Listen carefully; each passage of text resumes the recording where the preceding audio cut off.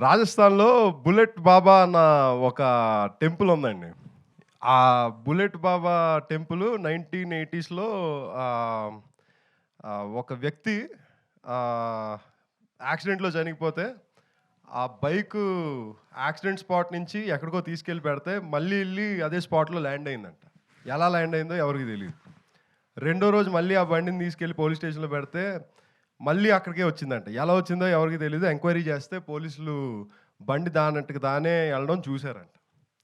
ఇది నిజంగా జరిగి ఆహ్, ఇన్నేళ్లయింది. ఇప్పుడు 2025లో ఉన్నాం. ఇంకా ఆ గుడి ఒక పెద్ద ఆహ్, పెద్ద స్ పెద్ద చాలా పెద్ద టెంపుల్ అది ఇప్పుడు. సో, ఆ టెంపుల్ గురించి మనం ఇప్పటి వరకు ఆహ్, మన ఆంధ్రాలో మనం ఇప్పటి వరకు మనకు తెలీదు. కానీ కొత్తపల్లికి దానికి సంబంధం లేదు. ఇది ఒక ఫిక్షనల్ స్టోరీ మాత్రమే. సో, ఆ గుడి వెనకాల కథ ఏమై ఉంటదా అని తెలుసుకోవాలంటే మీరు కొత్తపల్లిలో ఒకప్పుడు చూడాలి.